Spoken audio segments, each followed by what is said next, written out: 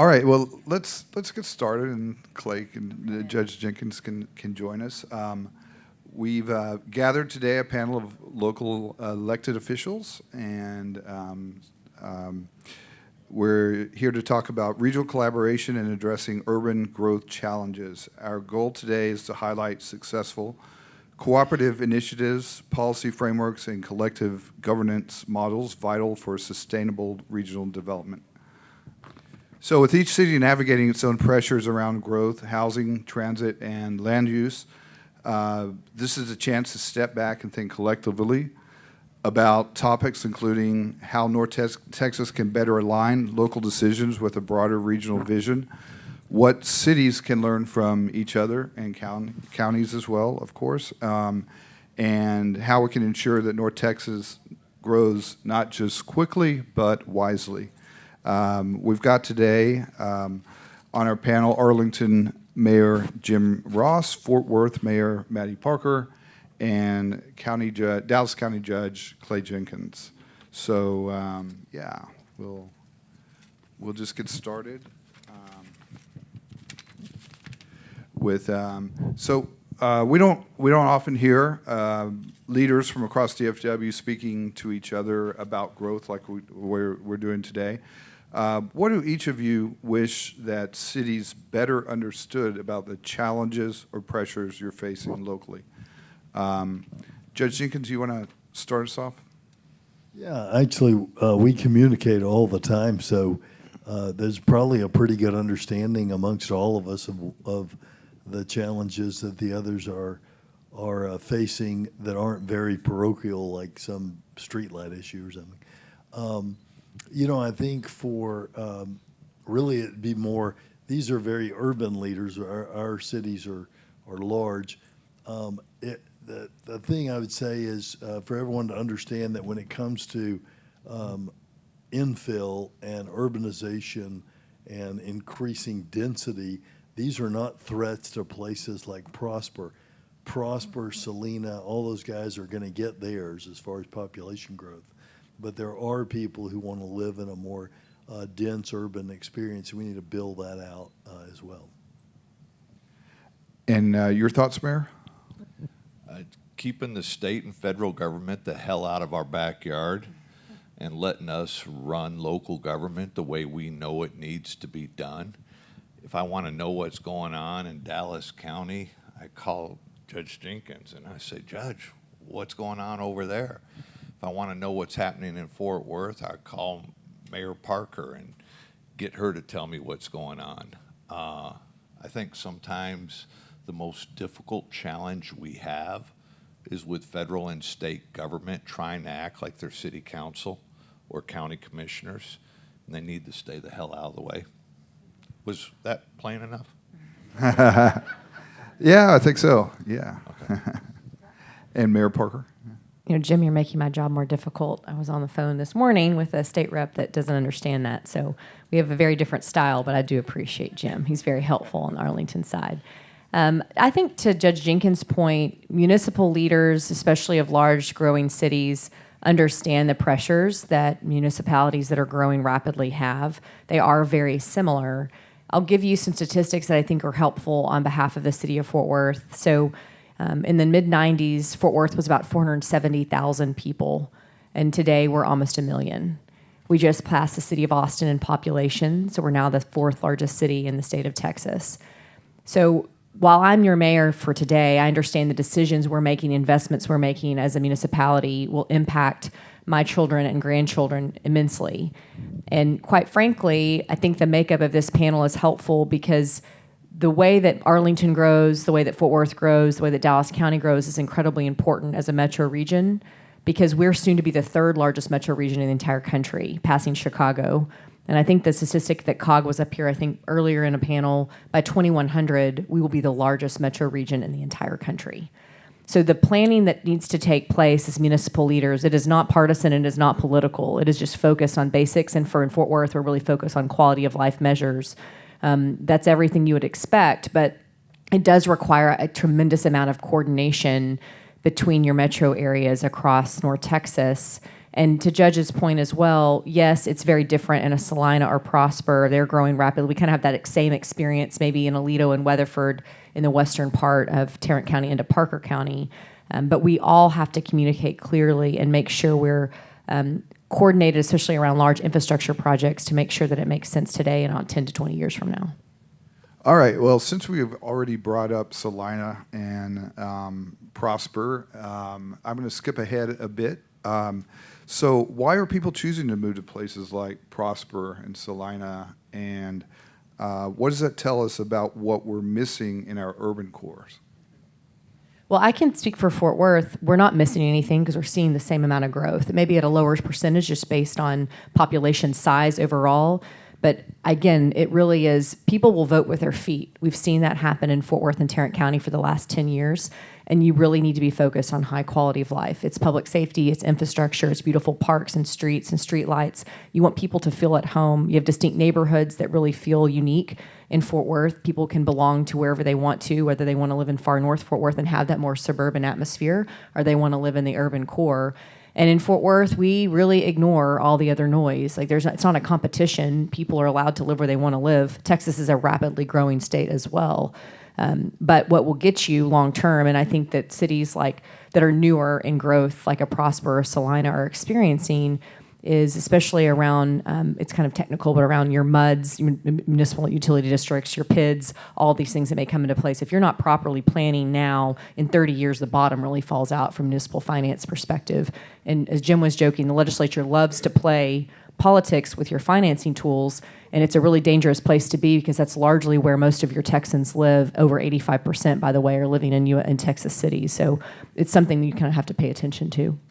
Judge, why don't you give us your perspective from some county that's not growing as fast as, say, Fort Worth? Sure. The reason people, this is a generalization because people choose different things for all kinds of reasons. But largely what you're seeing with people who are choosing to move farther away from the urban core and farther away from their jobs is the affordability of and quality of life in those new places as opposed to what they can afford for that same quality of life, that same housing experience closer to the urban core. And so what we actually need is more affordable housing, not like Habitat for Humanity housing, which we also need. But when we're talking about affordable housing, I'm talking about housing in that middle income structure where a person who is making $50,000 to $100,000 a year can actually afford to buy that house. So how do we do that? Well, Dallas County's currently building 2,000 affordable houses with some of our partners so that people who are school teachers, police officers, et cetera, can live in high opportunity neighborhoods. We just opened one at the Bishop Arts in Oak Cliff, a desirous place, and we're continuing to, you'll see those open. But we need a lot more than that. So we've got to look at how can we build these affordable houses. In Dallas County, the median home price is over $400,000 now. To put that in perspective, 15 years ago, it was $180,000. And so we've got to find that affordable housing. One of the things that I'm getting our team to look at now, but with the tariffs, this may, like many things, get screwed up, is looking at 3D printing for some of our replacement housing. And you know, if you just go on Amazon or whatever and Google a 3-2 bedroom home, you can see different the raw materials for $40,000 or so for those homes, and that may be an opportunity for us in our replacement home work. Okay, well, let's continue, unless you're just really raring to weigh in. I don't have much else Mayor to Ross, add after yeah. these two people went on. Well, let's continue the housing theme then. Obviously, housing's a hot button issue, but the dynamics differ between the cities. Clay, Judge Jenkins mentions 3D printing, but you know, there's also the debate around whether the best way to build or create more housing is through a public or private approach or a combination. Do any of y'all have thoughts on that, and also weigh in on where have things worked in creating more affordable housing and where have they not? Not necessarily where, but what approaches have worked. So I think we always, when it comes to housing issues, we have to be careful not to paint with a broad brush. You can't just say that here's the one answer for all of the housing needs. As mayors and county judges, one of the things that we want to do is to make housing more affordable, you have to try to bring better paying jobs into town. Well, in bringing the better paying jobs, it necessitates a need to have an executive type housing for people that are coming in. So housing needs across the board vary tremendously, from affordable housing to executive homes. My daughter and son-in-law just bought their first house. My daughter is a lawyer. My son-in-law is an engineer with J.E. Dunn. They make good money comparatively if you look around. They still struggled to get their first home because coming up with a down payment, coming up with something that is affordable, even for them, is difficult. So we have to be careful not to paint with a broad brush. In the days when I grew up, I think there's no doubt that I'm the oldest one sitting up here today. When I grew up, that dream of having a white picket fence around our 3 or 4 bedroom home with 2.5 kids and 2 pets, that dream has shifted nowadays. And Mattie and I will experience a more urban-esque dream with a lot of our residents in town, that they don't want that. They don't want a yard. They want something that they can walk to the grocery store or walk to the corner store or walk to a restaurant. They want to be able to live, work, eat, and play without ever getting into their car. So the housing needs vary tremendously as we go around, and there is a housing crisis across the board throughout the United States right now. Mayor Parker, I think Fort Worth is a bit more affordable than a lot of places in the Metroplex, but bring us up to speed on what's worked in Fort Worth, please. Well, I think we're still, to be a great leader, you still need to be vigilant about this, and I do know affordability continues to be a concern among residents in Fort Worth and really across Texas. So if you look nationally and at a statewide level, there's a lot of conversation around affordability. And what's interesting, it's actually a pretty bipartisan cause. Both Republicans and Democrats are really focused on this.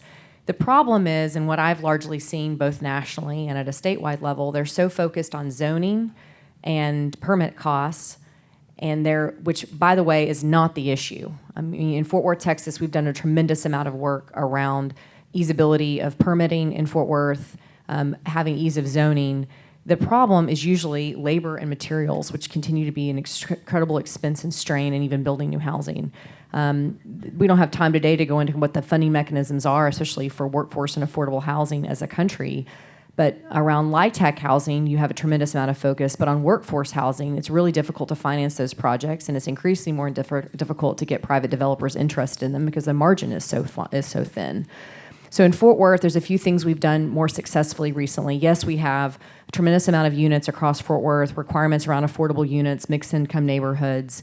I'm still concerned we're not doing enough in our urban core to redevelop aged housing in a way that's really systemic across every neighborhood. So it's something we could kind of table for a minute, because I think in the state of Texas, if you would do that, especially in your large urban cities, you'd see a tremendous amount of reinvestment in your urban core. But we've partnered recently with the Rainwater Charitable Foundation. The city of Fort Worth did this as well, to create a community land trust. We've never done that before in the city, which is really meant to create land affordability and housing affordability in perpetuity, which is entry-level homes under $200,000 a year Those homeowners can generate wealth and accrue that over a period of time. And when they sell it, that house always remains affordable as a part of the land trust. We're starting small with a certain specific number of units, but I think long term, that is a way to go into the future. I am a big fan, and you continue to need to have workforce housing, especially multifamily rental units. That's something we'll have to do as a city. But what you're continuing to see, back to that American dream that Jim mentioned, it's become increasingly more difficult, and it's such an important generation of lifetime generational wealth, and still continues to be one of the number one assets for American families as a country. And so what are we doing to solve that problem? Back to Jim's original comments about the state legislature in D.C., I do wish immensely that national and statewide leaders would really listen to local leaders differently. And it doesn't have to be just elected officials. We have on-the-ground experts at the city of Fort Worth that have been doing this for 30 years, that if you would give them a broad brush from a policymaking perspective as a country, you'd move a long way. And I think that each of us probably have individuals that probably could be in that same position. Okay, let's change topics a bit. How do infrastructure projects like bike trails and major capital improvement programs, investments, serve as more than local wins? And can they be scaled or coordinated for regional impact? Judge Jenkins is the current chair of RTC. Maybe you should take this one first.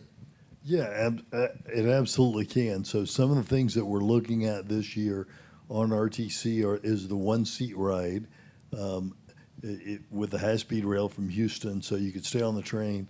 Of course, some people will get off in Dallas. Some would then go on to Arlington. Some would go on to Fort Worth. Logistically working that out with all the concerns that the various cities and their stakeholders have is a difficult thing. It might be easier to give up, but we haven't given up. That's not really our history of giving up on things. We had another deal with DART. DART funding. But if you look back 30, 40 years, you've got DFW Airport. Same thing with DFW Airport. Everybody arguing about this favors Dallas, this favors Fort Worth, whatever. This is bad. Ultimately, DFW Airport is a big economic engine for our whole region. And so we've got to look at those things. In Dallas County, we have the MCIP, which we're a pay-as-you-go county. So we tell all of our cities, here's how much money is allotted to you this year. You tell us what street light you want to synchronize, road you want to redo, new building or new road you want to build or bike trail, and you put in half the money, we'll put in the other half for you. That's led to a lot of development of things like bike trails, which I push for here, but also we're seeing that in other cities, so that we're doing a bike trail from all the way from Dallas to Fort Worth now. Mayor, do you have any thoughts on that? I know you have plenty of thoughts. I have plenty of thoughts on that. First of all, the regionalization of transportation is critically important, and that necessitates all of us working together. We have issues in North Texas in that a lot of people don't realize we have 3 transit authorities in the North Texas area: Denton, T over in Tarrant County and Fort Worth, and DART over in Dallas County and Dallas. Arlington is the largest city that is what I would call the non-subscriber, and we're not a part of any of those transit authorities. There's a number of reasons why, or arguments of whether you should or should not be a part, but the regionalization is what creates, in my opinion, the failure of people to be able to move effectively throughout the entire North Texas area. You can go to Boston or DC or Chicago or LA or New York, and you can get on a transit line and you can move around fairly easily throughout all of those areas. But in North Texas, throughout the Denton, Dallas, Fort Worth, Arlington area, that doesn't happen, is because it's been piecemealed. So RTC is looking at how we can best regionalize those efforts. And I commend RTC for doing that. And I think we're going to get there eventually. I believe we are. When I said earlier, government needs to stay the hell out of the way. Well, this one-seat thing that Judge Jenkins was talking about has been going on for 10 or 12 years now, hasn't it? And just recently, the federal government said, we're pulling the plug on monies coming into this thing. Like that. I saw on Inside Texas Politics a U.S. representative talking just this past weekend saying, oh yeah, it's great, we don't need this stuff. We don't need it. People aren't going to ride this thing anyway. Well, are you out of your mind? This is something that the rest of the world is light years ahead of the U.S. in. And these type of rail systems connecting the DFW area with Houston is critically important. It is absolutely economically advantageous for everybody involved. And for people to say, we don't need this, that's not why they're saying it. I'll be honest. They're saying it is because we have a oil and gas industry that lines their pockets. That's what they're saying it for. And I'm tired of it. And we need to stand up and say enough is enough is enough. Do what's better for the country. Do what's better for our state. Do what's better for our North Texas area. And stop playing to these special interest groups. That's why they're not interested in funding the high-speed rail. Everybody needs the high-speed rail here. The state wants these big metropolitan areas connected, and for now the federal government just to yank that money away from us is absolutely horrific. Y'all don't let me come up here and I still think you're going to see a tremendous amount of shift around policymaking on in these big ticket items around multimodal systems, regional transportation. I do think the work that RTC is doing very quietly from a policy perspective to think about a regional system is important.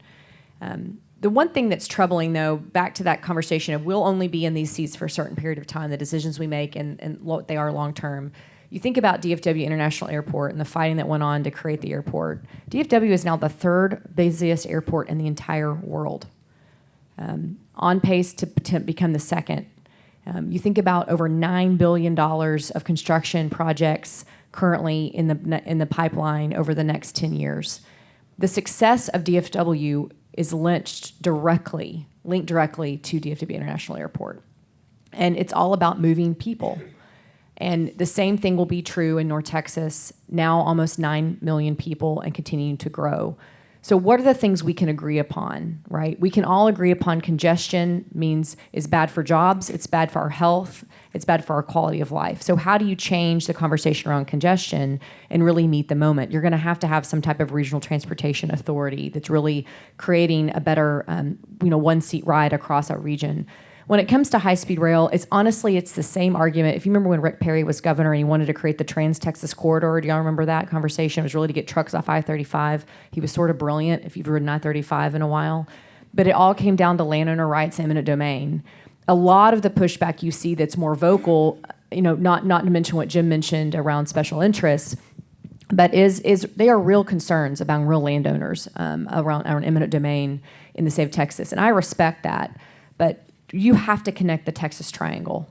There's no way that Texas will continue to be the Texas miracle if you can't get people place to place. And yes, air travel will always be possible for each of us, but there is such an interest in Texans right now around decreasing congestion issues. And they are very difficult conversations. These are expensive, very expensive projects. Just in the city of Fort Worth, we just did a transportation study to do a potential rail line really for our entertainment districts in the city. And you're looking at $800 million just to connect the Fort Worth stockyards into downtown. So imagine what it would cost long-term for some of these big projects. So as policymakers fight about it, I do think there needs to be a general more interest from residents across North Texas to plug into some of this work. And maybe that's what can come out of the RTC study that we're doing around regional mobility. It would be helpful. All right. Let's move on to Fort Worth has talked about the loss of development in certain areas. How do we collectively ensure we're building not just more but better? You need, around development concerns, it's imperative you have catalytic development and catalytic investment by your public sector in order to encourage private sector. And the best example I can give you in Fort Worth right now is in the historic Stop 6 neighborhood in East Fort Worth. And in 2016, the city of Fort Worth created a neighborhood improvement program, which was really simple. It was, at the time, it was $1.6 million, really dedicated additional money to that neighborhood to focus on street lights and code compliance issues and street investment and more police officers on bikes working with neighborhood to clean up Stop 6. And over a period of years, you started to see this resurgence of interest in building in Stop 6 and housing. We lifted a historic overlay that really was hindering the housing development. Our outgoing council member, Gina Bivens, took this on as one of her #1 projects. So then fast forward, during the first Trump administration, we applied for a housing choice grant in Fort Worth, over $30 million from HUD, and we won. And it allowed us, as one of the first cities in America, to go through a full rental assistance demonstration, which is called RAD among HUD. We had 2 public housing developments in Fort Worth that were historic, Butler Place and Cavill Place. We're able to redevelop housing in Cavill Place. The reason I mention that as an example is because of arguably a very small public sector start, just under $2 million, focused by the city in the right ways, then working with small private housing developers, leading to a housing HUD choice grant. You now see over $400 million of private investment in historic Stop 6. And that really is over the period of 10 years, which is tremendous. So as city leaders, you have to think about you have limited dollars, right? Jim could tell you right now the unfunded issues he has in his city, I could too. So when it comes to development, really encouragement, you really have to think about where do our investments go further to encourage additional investment in our communities that have long been ignored or underinvested in for a long period of time. And that neighborhood improvement program now in Fort Worth continues to be successful in a variety of other areas across the city. Mayor Rouse, do you have any examples in Arlington? Oh, Lord. Yes. We could go on, just like Mayor Parker said, we can go on and on forever. I couldn't agree more. It's challenging, to say the least, on identifying where your monies are best being spent. Relationships and partnerships mean more now when it comes to these type of developments than they've ever met before. People used to be able to afford it. A developer would come in and they would be able to afford to come in because the cost of materials, the cost of labor, interest rates were down, and they could come in and they said, we're going to develop this area here, and all council's role was to make sure that the zoning and the permitting and everything fit well. It's not like that now. In order to get those developments in, it is a much greater responsibility on behalf of local government on looking at how do we incentivize, how do we encourage, how do we motivate people to come in and do the right type of developments at the right time to make sure that what we're doing is going to be something that the mayor and council 30 years from now is not having to struggle with and trying to clean up the mess. So it's a challenging effort. We can go on and on with examples and details throughout our cities. We're a little bit different in Arlington than what you see in Fort Worth. Fort Worth still has some green space available to them, substantial green space available. We really don't. We're landlocked in what we have. Our challenges come with the increased cost of redevelopment of certain areas rather than the development of new areas, because it gets much more expensive when you start having to step in, tear things down, or rejuvenate certain projects to create a redevelopment out there. All right. I want to leave a little bit of time for questions if you all have any. But Before we do, looking ahead, what's one thing that your city or in Judge Jenkins' case, county, is doing that you believe could be a model for the region? And then also, what's one thing that you'd like help solving from your neighboring cities? And we've touched on a few things along the way that, I think could serve as a model, but I'm going to open it up to you all to tell me things that you would highlight as a model. Sure. So probably, and actually, the Mayor Park and I were talking about this a little bit before we came up here. I think if you look at the work on public education in Dallas County, not just DISD, but that's a great example, but the other districts as well, with the reforms that have taken place in those districts. 15 years ago, it might have been that a person would say, oh, wow, you're an urban pioneer if you put your children in DISD or Irving ISD. Now those kids are graduating. My daughter graduated last year from a DISD high school, and her friends are going to the same schools, a lot of them, as the kids who went to private school. And so that's very important, because when you're talking about attracting workforce and keeping workforce here, there have to be good, free public education options, not just one or two magnet schools, but choice schools where they can partner with a company and learn a skill before they get out, because not every kid's going to college. Early college schools where kids can get out with an associate's degree. Those are key things that you can do in the urban core and in those districts that are not being done as much by the far out exurbs. And as Jim pointed out, if I'm a developer, it's a lot cheaper for me to develop an 80-acre cotton field than it is to go pick through vacant lots in a part of Dallas or Fort Worth. So that's something, and I know Mayor Parker's beginning to work on that issue with her schools. That's a really big issue, I think, everywhere. So does that fall in the category of what you would like help solving? No, that probably falls in the category of what the model is. Right. Yeah. And so Help part solve it. two, yeah. Yeah, help solving would be our downtown Dallas issue right now. So I'm pulled into a task force to look at downtown Dallas. Here's kind of a shocking thing for you.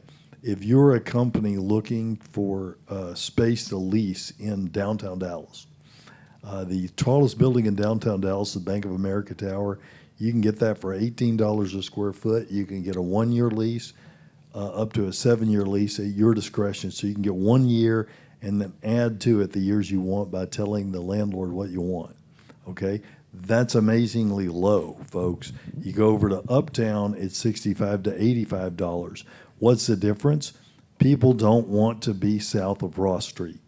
And so we've got to improve public safety. Why you got to pick that name? Sorry, buddy.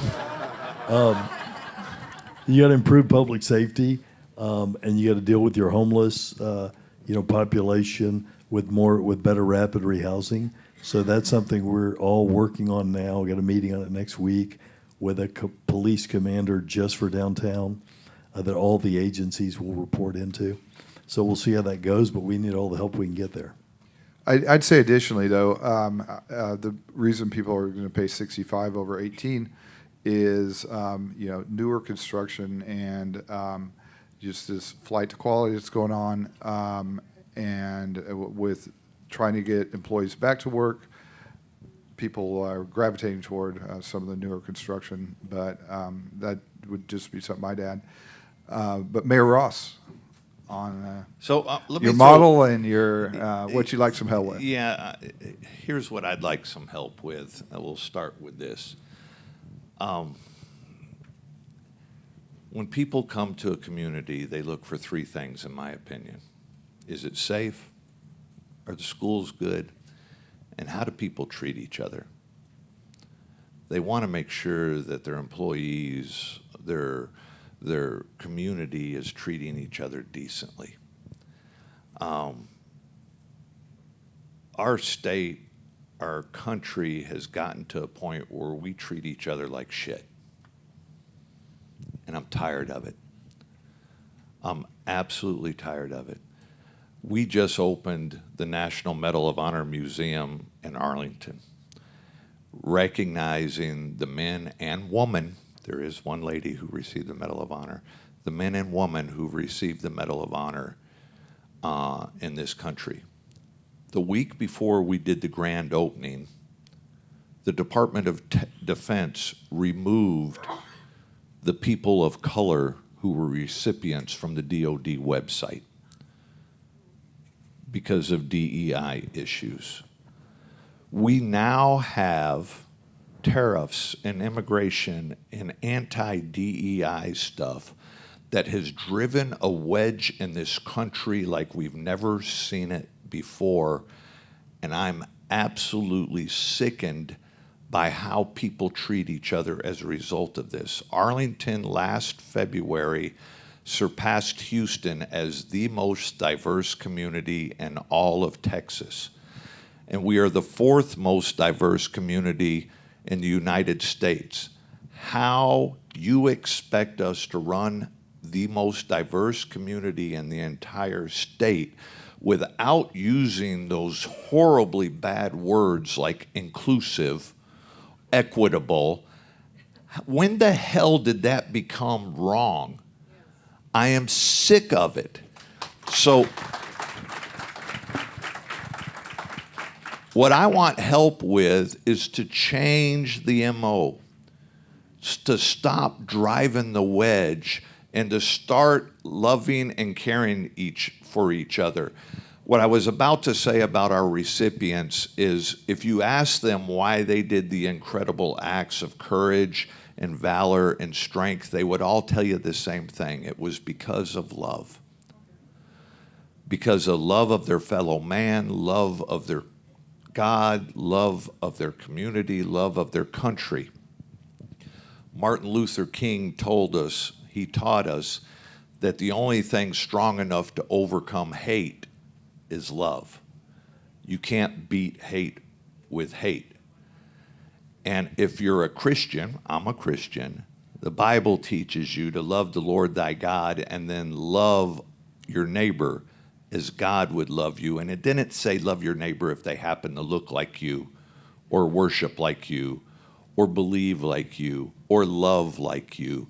There wasn't any restrictions on love. It was just simply love your neighbor as God loved them. So I would like us to get back to that. You want to make America great again? Let's start loving each other again. And Mayor Parker, once again, you got Yeah, a I'll tough be brief. act And to I do follow. think one thing that's really nice about being mayors is if you come to my city council chamber, if you came to Jim's, there's going to be disagreement, absolutely. But we do so in a really respectful way. Sometimes there's some fireworks, but generally we attempt to get along and see past each other's differences. And believe me, it frustrates me, but it makes me a better mayor to have a really diverse council that's pushing on you. So there is hope. I think if you go to most of our city council chambers, I can't say anything about the city of Dallas, but that's on them. Chad, you're back there, brother. I Yeah. know you got us Yeah, here in he's Dallas. trying. I see you. He's trying. Okay, next one. Yeah. I'll be brief on something we're working on in Fort Worth that I think is both something that's notable that we should be recognized for and also we need help with is our Good Natured initiative in the city of Fort Worth. So Fort Worth is 350 square miles. We're half developed. And with that comes a tremendous amount of responsibility of protecting our green space and open space as a community. And it's an initiative we started almost 3 years ago. And I think Allison is here somewhere, Dockery from the city of Fort Worth. She's amazing. She's a landscape architect who's really now focused on this effort inside the building. But we're also working with private sector partners and philanthropic partners across the city.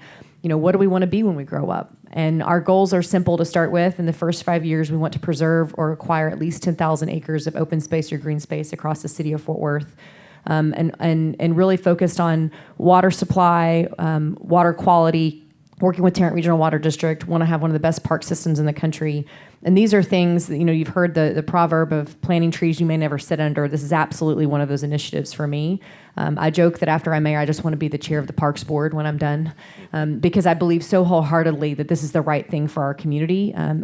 What we do need work together. It is something that as a region that, imagine if the city of Dallas, city of Arlington, the city of Fort Worth, and you can go up into Frisco and Plano, we all really invested differently in our parks and open space system to be one of the very best in the country from a sustainability and environmental standpoint, especially in honor of what we're doing here today. It would be a real game changer for our region. Thank you. Peter, do we have time for any questions? 2 questions. Two questions. All right. Yes, go ahead. I can stand up without falling down. Good morning, everyone. My name is Nicole Perini. I'm actually out here in DFW all the way from El Paso, Texas, and I'm just really thankful to hear some elected leadership speak about these issues in this way. I spent 10 years in municipal government at the senior staff level, and so one of the things I'm really excited about hearing, and I would like to kind of hear how you communicate this with your public. I heard you all talk about housing, transportation, education, parks. In the time that I've been sitting here, I don't think we've used the word climate or sustainability very much, right? And I think that's great, because when you talk about housing, transportation, education, and parks, you are talking about sustainability for your people, sustainability for your communities. One of the challenges I saw in municipal government in my time as staff is that folks see these issues as separate. They want to silo the solutions for those issues, and the second you start talking about sustainability or climate, suddenly it's like, why are you bringing in this separate issue? So my question to you all is, how do you message and communicate to a public that is often very concerned about, the pothole in front of my house, on my street? I'm not interested in that issue that is, 10 years down the road in terms of a return. I want results right now. These issues, I think, are so important. How do we communicate to our people and to our public that we are doing what they need? Yeah, I'll be brief. I think from my perspective, if I'm arguing with someone about climate or sustainability, I'm losing the grander scheme of things. And so for us in Fort Worth, I have found the most success taking away any word that's now politicized or partisan in any way and really focusing on what matters. Do you want clean air? Yes. Do you want clean water? Yes. Okay, then you are really an environmentalist. Congratulations. And you want a beautiful park down the street from your house. And those things seem to really work for us. And then back to your pothole example, that has been brought up before. We just want you to fix the stinking potholes. But by the way, you can also do so with recycled asphalt, which we've done in the city of Fort Worth, working with Texas Materials. So all these things can really be done at the same time. And just communicating in a way that's simple, matter of fact, and focused on the things that really we all can agree on has been the most successful way in Fort Worth for us. All right, who has one more question? Yes, please. Well, I bet we can hear you. Well, you guys spoke a lot about the importance of high-speed rail connecting our large regions, and I agree, but I'm curious about just where do we go from here with the federal funding being pooled? I mean, is this even feasible in Texas anymore? Like, what are the next steps? What can we expect? I'll let Judge Jenkins do the heavy lifting on this one because he chairs RTC here. But the short answer, in my opinion, is we don't know. Arlington and Fort Worth are working together on an economic feasibility study and connecting the North Texas communities here. Dallas has their own going on currently. We're going to look and compare notes on that when we get all done. I think I know what the answer is going to be, and I think the answer is we all benefit when we connect with one another. But the short answer is it creates additional challenges when it comes to funding these projects, and we haven't seen what's going to happen with that yet. So it's something that happened new. I'm hoping we're going to be able to work our way through it. Judge Jenkins. Yeah. So it is a very tough situation because if you think about it from the standpoint of an investor in building those trains, it's not about waiting out the Trump administration. Because let's say the Trump leaves office in whatever it is now, 3 years and 9 months and 2 days. Let's say that happens, okay? But who's counting? But who's counting, right? But if that were to occur, then there's no guarantee that the next person let's say the next person put billions towards high-speed rail. No guarantee that billions will actually be there after they leave office. And so what we're seeing now people do in high-speed rail is look at making an economically viable decision on their funding without much government help, okay? And people are doing that, I'm told, by Michael Morris, who's our executive director for the RTC, that despite what's happening with funding, we'll be looking at beginning to buy land for not just that, we're already buying land from Houston to Dallas, but for that one-seat ride in the next year or two. So hopefully things will continue moving.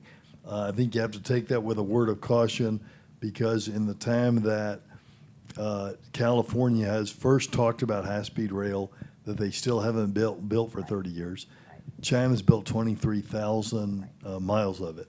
Now, we don't want the same rules that they have in China where they just take your house, but you see the challenge of this. All right. Well, thank you to all the speakers. Thank you all for listening and wanting to make a difference and making a difference. So thank you.